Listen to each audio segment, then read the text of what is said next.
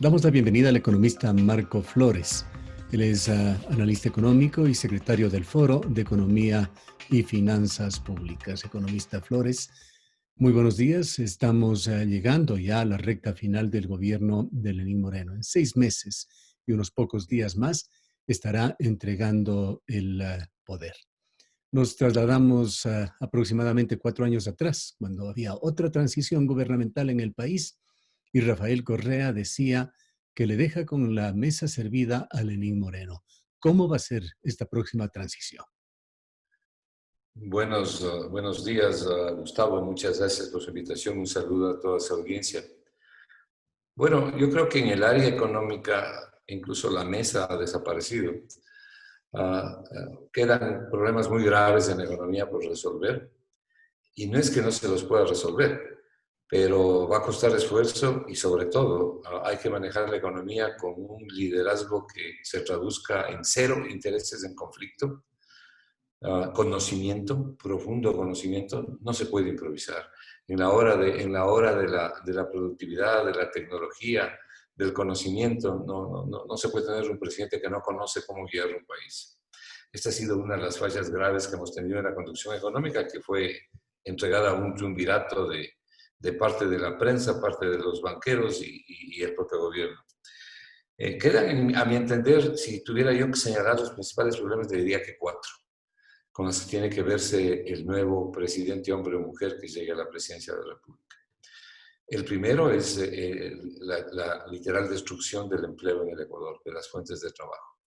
Y no solamente me refiero con esto a las personas que están desempleadas o subempleadas, sino incluso a los que tienen un trabajo formal, que están ganando sueldos miserables y que aparecen como dentro del empleo formal. La reducción de la jornada laboral fue hecha para eso, para pagar menos a la gente.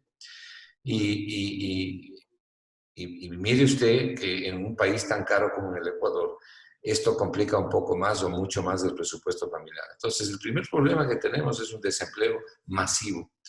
Las cifras hablan de que en este año 2020, con suerte, 3 personas tienen empleo formal de cada 10.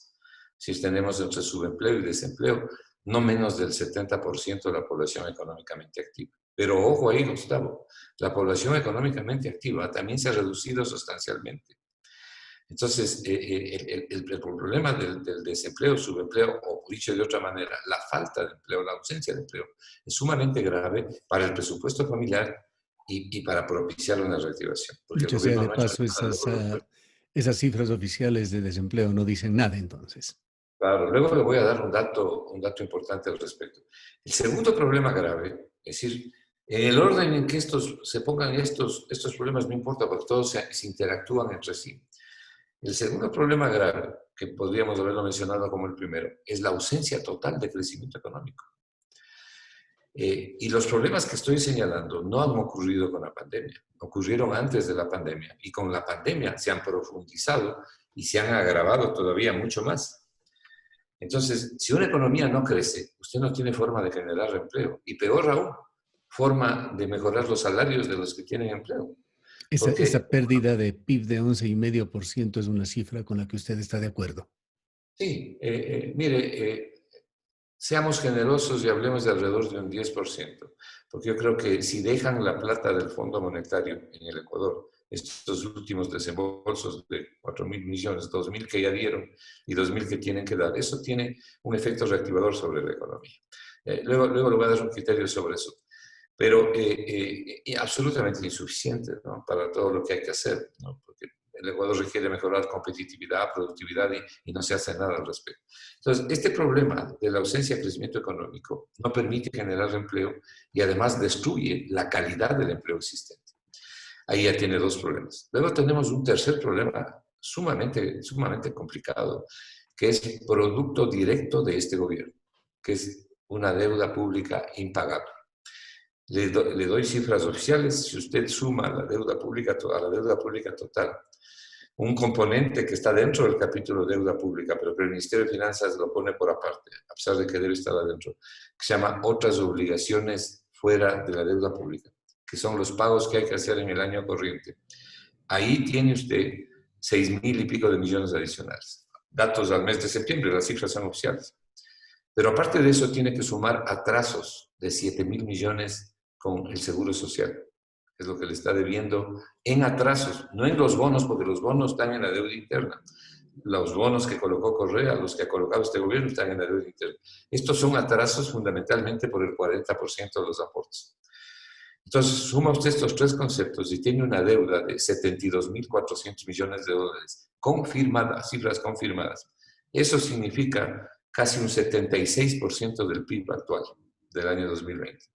Esto, Gustavo, es impagable sin crecimiento económico. Y además, no cualquier crecimiento económico, sino un crecimiento fuerte, estable, sostenido y sustentable. No tenemos nada de eso.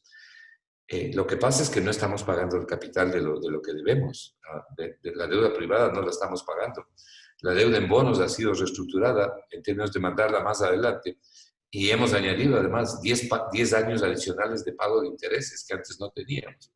El momento que comencemos a pagar el capital en este camino, el Ecuador no lo puede pagar. Y algo que se debe saber y que hay que decirlo porque el próximo gobierno tiene que enfrentarlo y es lo que tienen que contestar los candidatos. Mire, en el acuerdo que firma el gobierno, este gobierno del señor Moreno, con el Fondo Monetario, cuando se habla del crecimiento económico, ¿sabe lo que se dice? Dice que recién en el año 2025 el PIB ecuatoriano, que mide el crecimiento económico, va a ser igual al del 2019. Pero el 2019 el crecimiento del PIB respecto al año anterior fue cero. O sea que para llegar a ese crecimiento de cero, el nivel del año 2019, el Ecuador tiene que esperar 5 años. Yo le hago una pregunta en voz alta y me hago yo mismo.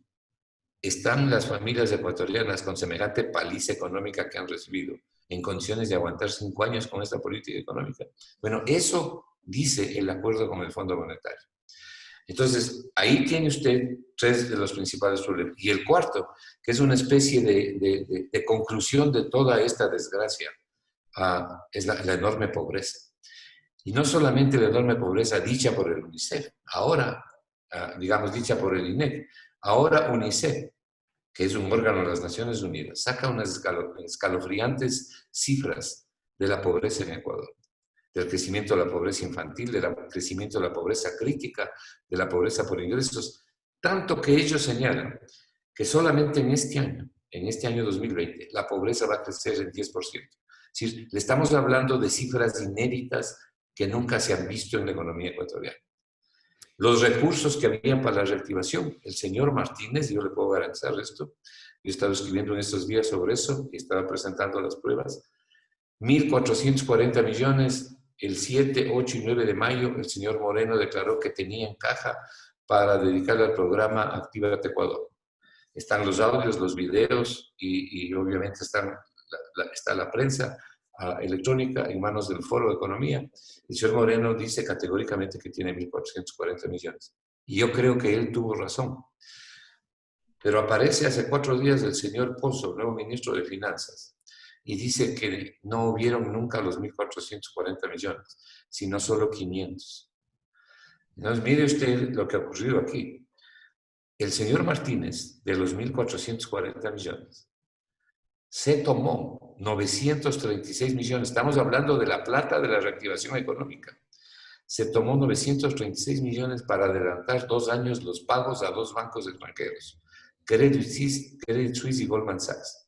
Si usted resta de los 1.440 millones, los 936 que usó Martínez para prepagar a estos bancos, le queda 504 millones. Eso es lo que habla Pozo, dice es lo único que entró. Mentira. Hubo todo el dinero, pero lo usaron para pagar la deuda. Y esos 504 millones que dice Pozo que sí ingresaron solo esos, tampoco se usó para la reactivación económica. Porque el único que ha dado créditos para la reactivación económica ha sido el Banco del Pacífico. Y el Banco del Pacífico lo que ha dado son 86 millones de créditos de su propia cartera. La pregunta es para Pozo, que yo la he hecho en las redes. Asumiendo que él tuviera razón que no la tiene y que hay los 500 millones, ¿dónde está la plata? ¿Dónde está depositado el dinero para visibilizarlo? Mire, lo que han hecho con el manejo de la economía no tiene nombre. El señor Martínez debía haberle dado cuenta al país de esto y otras cosas. Pero infortunadamente el presidente del Congreso Se ha convertido en la Celestina de Martínez y es el que tapa todo esto, impidiendo que 5 pedidos de juicio político se lleven adelante. Las consecuencias las estamos pagando usted, yo y las familias ecuatorianas. Porque si se hubiera usado esta plata para la retiración, otro gallo hubiera cantado en esta economía y estaríamos en otra situación. No digo fuera de la crisis, pero sí en un camino de recuperación. Porque ese dinero era para sostener el capital de trabajo de las empresas, para sostener a las pymes, a las microempresas, para sostener el empleo de las familias, sostener el consumo y sostener la producción. Y el señor pagó la deuda, una deuda que además tenía que ser reestructurada, por Dios santo, ¿en qué país estamos viviendo? Y la Qué le ha paga en dicho, medio de la pandemia. qué le ha dicho a usted, economista Flores, el nombramiento del ex vicepresidente de la República, Alberto Dajic, para sumarse a este foro de economistas o a este consejo de economistas que ha venido asesorando al gobierno? Vea, salieron 2 miembros de este foro, el señor González y el señor Ortiz. El señor Ortiz, desesperado por el nombre de ministro de Finanzas, igual que Pozo. Pero Pozo le ganó porque tuvo más apoyo de los banqueros, esa es la verdad. Entonces, quedaron solo 2 consejeros ahí en este Consejo Superior del Presidente de la República. Yo diría que han oficializado la participación del economista Alberto Dajic, porque Alberto Dajic ha venido colaborando con el gobierno desde el día 1 que llegó Martínez, solo que ahora lo va a hacer oficialmente, ¿no? Entonces, no es que recién va a colaborar con el gobierno, él viene colaborando desde el día 1 de Martínez, desde el día 1 de Martínez. Y evidentemente los resultados de la política económica están a la vista, ¿no? Cuando la gente quiera saber qué tal nos ha ido, a los ecuatorianos no hay que contarles, pues sabemos y sentimos. Pero mire las cifras de empleo, mire las cifras de crecimiento económico, mire las cifras de pobreza, y mire la angustiosa situación de la gente. Mire, yo no sé en Azuay, pero aquí en Quito hay sectores donde hay hambre real, concentrada, miseria concentrada. Los mendigos siguen saliendo, la gente muerta de hambre le pide que les regalen unos $10, unos $5. Hay gente que está canjeando ropa, zapatos, ¿no? Usados por platos de comida. Entonces, si no vemos las cifras de la pobreza en el Ecuador, que el gobierno las tapa y los economistas del gobierno las tapan, quiere decir que somos de una insensibilidad pasmosa. Tenemos una situación bien complicada. No puede continuarse una política económica de todos estos consejeros, ¿no? A través de los ajustes y de la austeridad fiscal que está matando a la gente. Mire, la economía debe y tiene que guardar responsabilidad fiscal, pero primero hay que rescatar a las familias y luego nos encargamos del resto.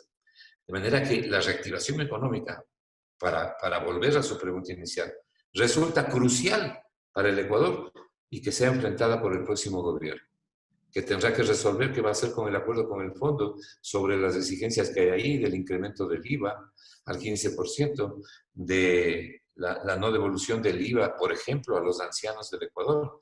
Tienen que resolver la situación financiera de la seguridad social, y ya no solamente de la seguridad social del IES, sino de los fondos del ISPOL, de los fondos del ISPA, de las Fuerzas Armadas. Es decir, a las Fuerzas Armadas del Estado ecuatoriano, al ISPA, le debe un ojo y una pierna.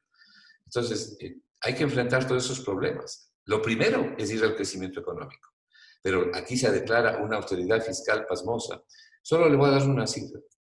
Y voy a referirme a los últimos años, porque si voy más atrás sería todavía mucho más grave el panorama. Mire, en el año 2016, la inversión pública de gasto de capital era de alrededor de 7.000 millones, año 2016. A septiembre del mes pasado, ¿sabe cuál es la inversión pública? 700 millones. Señor Martínez literalmente destruyó la inversión pública. ¿En dónde? En salud, en educación, en seguridad social y en seguridad ciudadana. Esto de hecho Cifras, tiene gravísimos cifras, efectos en la economía general. por Dios. Imaginamos a economista Flores, hay un estudio reciente, Imagen del País, Poder de la Imagen, que ha emitido la Organización Internacional Directorio Legislativo y que coloca al presidente Moreno con la menor percepción positiva en Centro y Sudamérica. ¿Usted está de acuerdo con esto? Sí, claro, ¿no? El problema grave es para las familias, ¿no? El próximo gobierno va a heredar el resto, pero las familias van a seguir en esta situación. La buena noticia, Gustavo, es que nosotros podemos salir de esto. Va a tomar tiempo porque la economía ha sido realmente descuartizada. por dejar de hacer las cosas y hacer otras, por privilegiar los pagos de deuda que tenían que reestructurarse y usar los recursos que debían reactivar la economía, favorecer a las empresas y a las familias, usarlas con otro destino. Tenemos que ahora que estructurar un nuevo fondo, pero tenemos salida, de manera que el gobierno, el nuevo gobierno, tiene que ir en la dirección correcta. Si usted tiene un presidente, por lo menos las encuestas de aquí, aparte de la información internacional que usted claramente señala, las encuestas nacionales dicen que el señor Moreno tiene un 94% de rechazo. Una persona con esto quiere decir que el Ecuador desconfía en absoluto de sus políticas y de lo que hace y de su propia credibilidad, lo cual es absolutamente perjudicial. Pero Entonces, todo esto en una época de pandemia, economista Flores, 6 meses puede significar toda una vida o lo que le quede de vida para muchos ecuatorianos. No podemos esperar únicamente el cambio de gobierno para que algo positivo, algún golpe de timón se pueda dar en Ecuador. ¿Vislumbra usted alguna posibilidad en el marco aún de este gobierno? difícil mientras los consejeros económicos que están sean los que van a seguir estando, y mientras la política económica que se ha seguido continúe. Lo primero que habría que hacer en este momento, mire, por ejemplo, le voy a señalar una medida. Hay que levantar la reducción que se ejecuta sobre los sueldos por la ley humanitaria. Hay que hacer, por lo menos hacerlo gradualmente. Hay mucha gente que está ganando el salario básico unificado dividido para dos, está realmente ganando $220. Entonces su capacidad de consumo es mínima, la capacidad entonces de que las ventas se amplíen es mínima, con semejante problema de desempleo y subempleo. El consumo ha caído en picada, eso significa que caen las ventas, entonces las empresas tienen graves problemas. Es obvio que se requiere reactivar esto. Esto es una de las cosas que hay que hacer. Generar un fondo para destinarlo a la reactivación. Hay que empezar por ahí. Entonces, el gobierno hará esto. No lo ha hecho hasta ahora. Y le acabo de señalar con las pruebas necesarias y suficientes que están en los medios de comunicación, en la prensa, ¿no? Incluso las agencias alemanas dieron especial cuenta de lo que le acabo de decir. Hay necesidad de exigirle al gobierno estos cambios. ¿Quiénes deberían exigirle a la cabeza?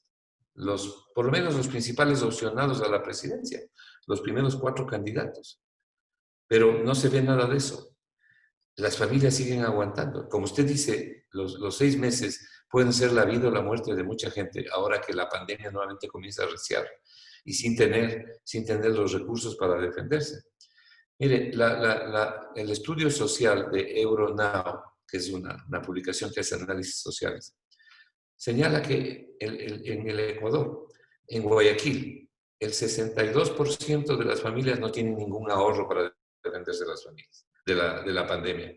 En Quito llega al 64% sin ningún ahorro. Y en el resto del país, 81% de la población no tiene ahorro para defenderse de la pandemia. Imagínense lo que esto significa. Más, aparte de la pandemia, más mala economía y contracción. Entonces, es obvio que el gobierno tiene que tomar cartas en el asunto, porque como usted bien ha dicho, esto puede significar la vida o la muerte de mucha gente, ¿no? La Sí. presencia de Richard Martínez como vicepresidente de Países del BID, que fue ya ratificada el pasado viernes, ¿qué significa o qué puede significar para Ecuador? Bueno, que el señor Claver Clarone ha pisoteado la constitución del Ecuador. Y el Ecuador es un país miembro del BID. Y yo no creo que le vaya a ir tan bien al señor Clarone con lo que ha hecho, a juzgar por las declaraciones del equipo económico de Joe Biden, ¿no? No creo que le vaya a ir tan bien. Primero, este señor llegó al BID siendo la primera vez en 64 años que se nombra a una persona no latinoamericana. Porque cuando se crearon estas instituciones hubo un acuerdo entre los países. El director del Fondo Monetario, o directora, si fuera del caso, tiene que ser de origen europeo. El del Banco Mundial estadounidense y el del BID, se llama Banco Interamericano de Desarrollo Latinoamericano. Por primera vez no se cumplió esto. Y llegó este señor, para obtener los votos y llegar ahí, porque llegaba con enorme resistencia, negoció con varios países, ¿no? Entre esos con el señor Martínez, y dijo que iba a crear esta vicepresidencia. Esto es una cosa creada, no es que existía.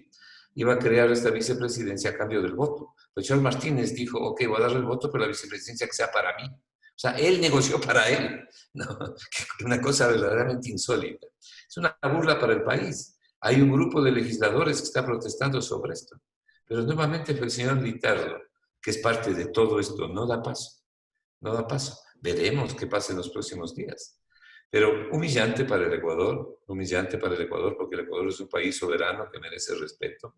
Aquí hay una constitución que claramente en su artículo 153 le prohibía al señor Martínez. Nosotros no le estamos prohibiendo al BID, pero el BID debe respetar la constitución del Ecuador.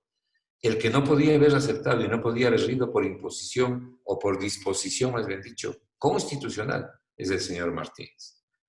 Hablemos Pero, entonces de las perspectivas futuras de ¿cómo Ecuador no?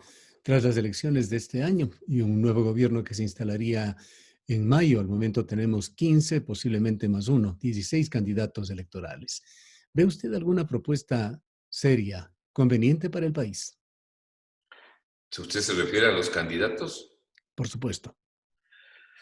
bueno, yo creo que hay algunos que están en la dirección correcta, ¿no? El problema es que cuando lleguen al poder cumplan lo que están diciendo, porque los planes de gobierno son casi en todos los casos un listado de buenas intenciones y le ofrecen a la gente el cielo en la tierra. Yo personalmente no creo nada de los planes de gobierno, pero de lo que creo y a lo que me refiero yo son a los hechos. Yo hace mucho tiempo aprendí que las personas más que lo que dicen es lo que hacen. Entonces habrá que ver cuando lleguen al paraíso qué es lo que hacen con la economía ecuatoriana, por ejemplo.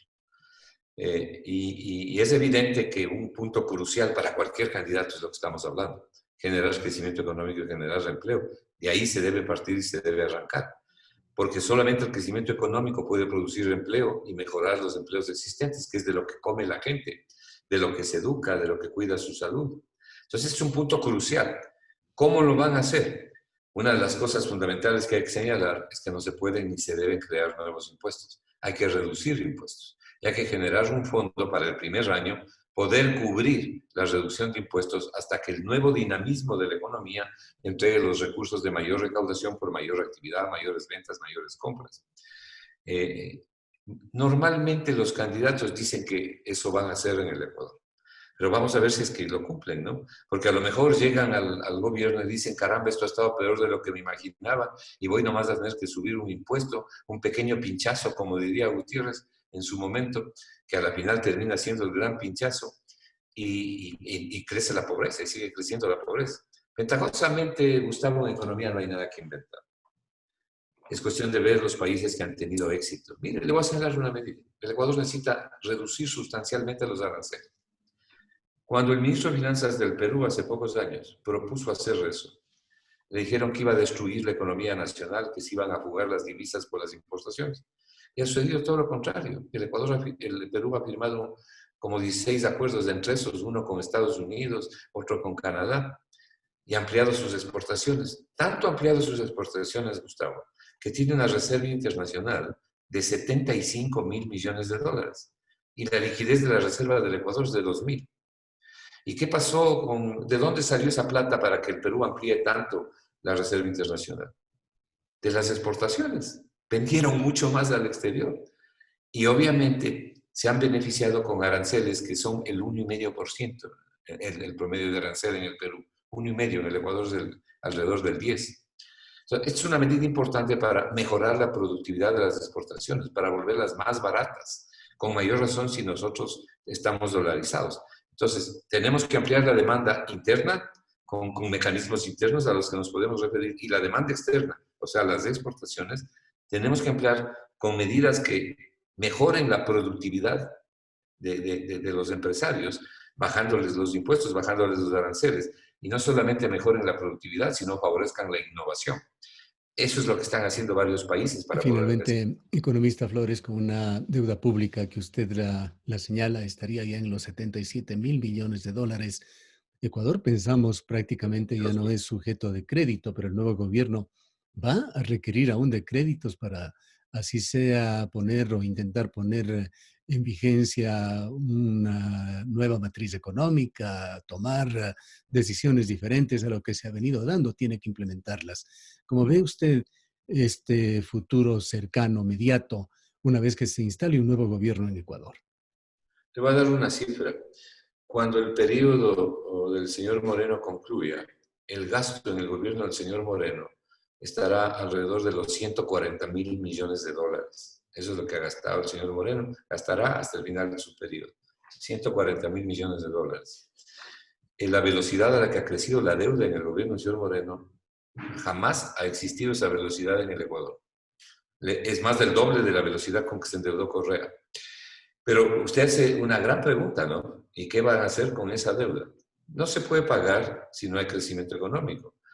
Pero lo que va a haber que hacer es una nueva reestructuración, sin duda alguna, bajo otros términos y bajo otra situación económica, previo a lo cual se haya iniciado el proceso de reactivación económica. Para iniciar el proceso de reactivación económica, Gustavo, lo que se requiere es un fondo. Nuestros cálculos son de que ese fondo debe ser de un capital de unos 4.000 millones por partes, no tiene que ser todo de golpe. Para cubrir en el primer año la reducción de los impuestos, porque luego el dinamismo de una economía que se le reduce los impuestos amplía las ventas, como le dije, y el SDI recauda más. Pero ese primer impacto inicial hay que cubrirlo con dinero, que es el dinero que teníamos y que estos señores lo dedicaron a otra cosa. Entonces hay que generar ese fondo. Sí se lo puede generar con dinero nacional, con dinero nacional. El Foro de Economía diseñó todo un programa para esto, ¿no? Y yo creo que se lo puede hacer, pero para esto se requiere el liderazgo del otro presidente. Entonces, parte de la reforma económica que hay que hacer tiene que ver con la deuda, con lo que usted señala. En las actuales circunstancias, el Ecuador todos tenemos que entender aquí, que el endeudamiento público tiene que tener viabilidad no solo económica, sino viabilidad social, económica y hasta política, le diría yo. Pero la viabilidad social es crucial, porque usted no puede olvidarse de esa viabilidad social dedicando recursos a la deuda pública, que son de educación, que son de salud, que es exactamente lo que hizo el señor Martínez y ha hecho este gobierno. La reducción del gasto, la fuerte reducción del gasto en este gobierno, es en los sectores de inclusión social, es el gasto de capital, porque el gasto corriente más bien se ha incrementado un poco, a pesar de los despidos de 30.000 trabajadores.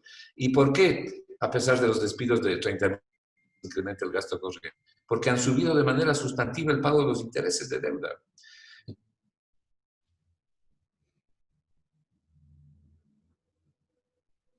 ¿No? Se ha borrado del mapa con el incremento del pago de intereses. Entonces, lo que han hecho es han pulverizado, casi como apagar un motor. Un motor es el sector público a través del gasto de capital, un motor del avión, el otro del sector privado, pero un sector privado con problemas por la pandemia. Entonces, literalmente han liquidado la inversión pública. Cuando usted reduce la inversión pública, ¿a quiénes les está golpeando fundamentalmente, Gustavo? A la gente pobre y a la clase media. Entre paréntesis, UNICEF habla de 200.000 a 300.000 personas que pasaron de la clase media a la pobreza.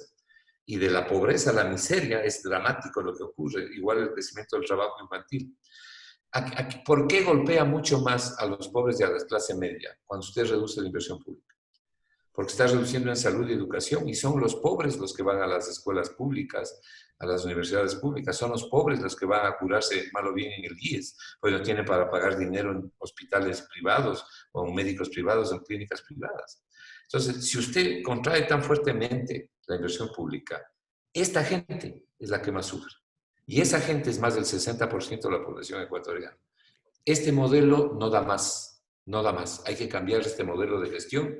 Necesitamos un Estado mucho más eficiente y también mucho más amable, ¿no? Mucho más amable, mucho más social, mucho más considerado. Y por supuesto, Gracias. nada de esto se puede hacer si usted no genera un crecimiento económico, pero no cualquier crecimiento económico, sino un crecimiento económico que respete los límites planetarios. Porque ahora los economistas sabemos, con la nueva economía que viene desde Europa y nos está diciendo, estamos agotando los recursos planetarios porque tenemos recursos limitados y necesidades ilimitadas. Entonces el crecimiento tiene que ser inteligente e inclusivo. Eso requiere de nuevos líderes. Eso requiere de nueva economía y de nuevos economistas comprometidos con el país y con la sociedad, es decir, con una buena economía. Aquí lo que ha habido es una economía dirigida, ¿no?, y comprometida con intereses en conflicto frente al bien común de los demás. Gracias, economista Flores, por habernos atendido. Muy amable, le agradezco a usted. Declaraciones del economista Marco Flores, secretario del Foro de Economía y Finanzas.